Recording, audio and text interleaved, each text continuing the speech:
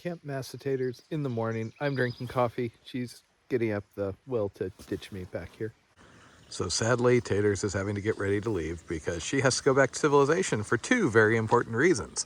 One is the whole somebody has to be employed, get health insurance, etc., etc. And the other is somebody has to drop a food cache for me in another 3 or 4 days because otherwise I'll starve and die out here. Glad you trust me with your food cache. I'll try to do it well.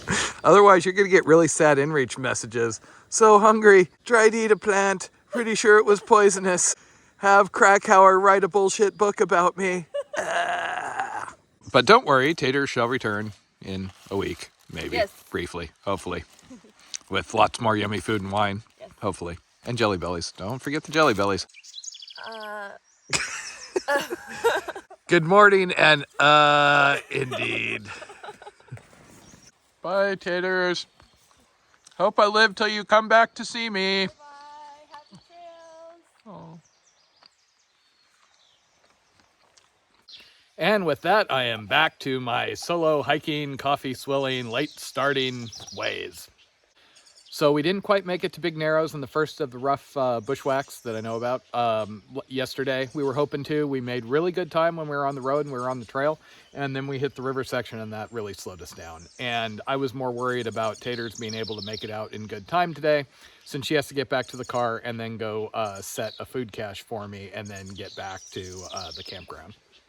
So today, once I get my soggy pants back on, it's back into the creek, which I'll be following for a good chunk of today. I should be connecting with the Sesame Wilderness, which has the Sesame and Willett Hot Springs. I don't know that I'm going to visit them. It kind of depends on the time of day when I'm there, etc., etc. They're a little bit off trail. I've been there before. And if it's really hot out here, you know, hot springs, not the best. And as I was pulling on my pants this morning, so obviously I've done a lot of hiking with wet shoes, and that's not the biggest deal in the world, but I do hate putting on wet socks and shoes. And out and hiking at the crack of 8:30 in the morning. So in general, walking down the creek has been a lot easier than bushwhacking, especially trying to avoid all the poison oak, but there are these brush piles and down trees that I'm having to clamber over. And I'm glad to have at least a little sun, because this water is chilly. So interestingly enough, it just started smelling really sulfury. There are hot springs ahead, like I said, so it's possible there's some back here. Also, the vegetation started looking a little different. Yeah, you see how the white vegetation underwater? And the water just got noticeably warmer. Okay, so up here is where I had the beta bushwhack up the hillside, or try and continue up the creek, but the creek might be blocked by debris piles from floods during the winter.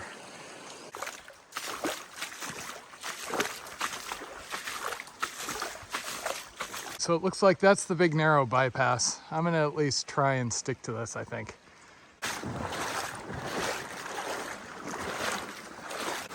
Well, welcome to Big Narrows. I'm doing about a mile an hour, having to crawl through the branches and through the water.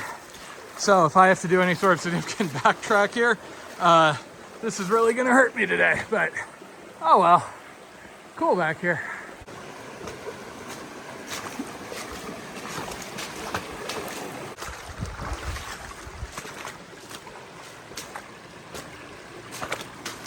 Oh no, that just got deep.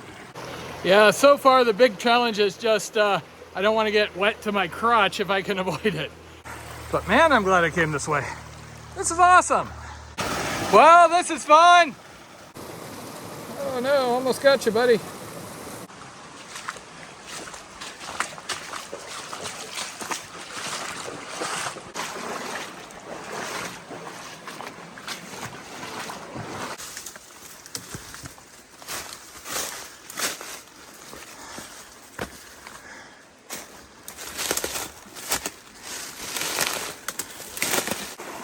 So far, so good still. There's been a few sections like this, but they're pretty easily passable.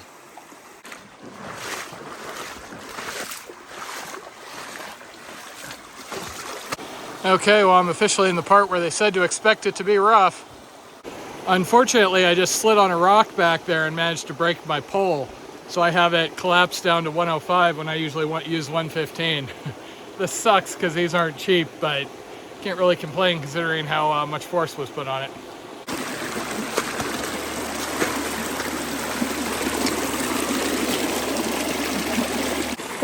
could really be going better. Broke my pole, broke my clippers. So yeah, it's been about a mile an hour for the last 3 miles or so. Mostly if I stay in the creek, it's been going better. Every time I seem to go off and try and head up, you know, because I think I see a duck or a clearer way to go, I end up paying for it. Not to mention there's a lot of what I believe is poison oak up there. I am hopeful that as I get closer to the Chesapeake section, there'll be clearer trail. And I should have an easy, 10 miles I can really just pound out. Because, of course, the fun part here is I had to make estimates based on a food carry. So if it takes me more than, 3 days and change to get to the Ozena fire station, I'm going to get a little thinner. There are some perfect swimming holes back here. If it was a little further on, or if I didn't have so many miles to make to my resupply. Okay, I guess that means I'm back on the old trail. Somewhere. Yeah, so much for the trail.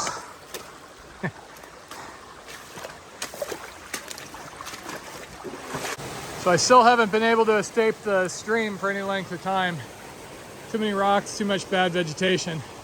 Keep coming to all these little waterfalls and having to find a way up and over.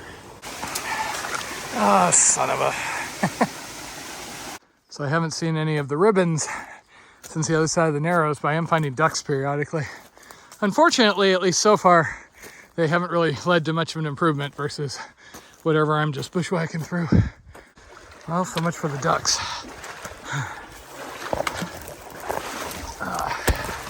If you can believe, this is the path of least resistance because I just brushed out twice. Welcome to ant camp. Okay, last 5.5 hours were a little on the brutal side. So it looks like this next section is going to take me away from the water for a while. So I'm going to camel up. I'm actually down here standing in the stream because this was the only good access point by ant camp. So I guess those cool cliff bands are what I was missing, being facing other bits in the bushes all that time. Hey dude, don't you know that leg's covered in tick poison? So I was on trail for a glorious minute or two, and now I'm up here. If there's one, it's down there somewhere.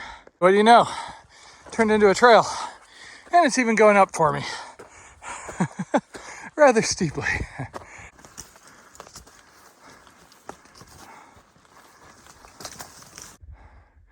I've seen the occasional bird, but they don't get close enough where I can identify them as a condor or a turkey vulture.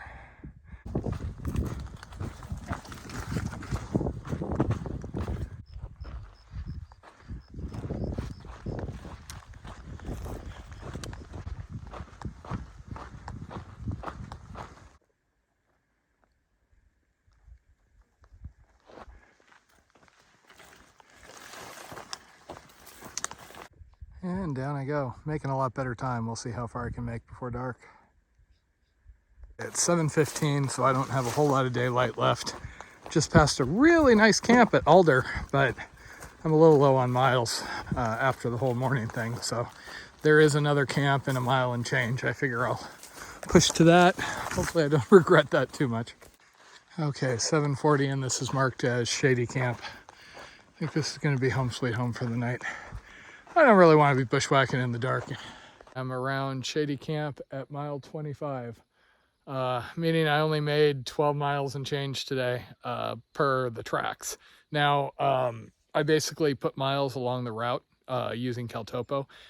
When I'm tracking using my watch, I'm getting more because all the back and forth in the bushwhacking. But yeah, out of that 12 some miles, the first 4 miles just kicked the ever-living crap out of me. Past that, it's been okay. So hopefully tomorrow I can have a little bit of an easier day. Home sweet home for the night.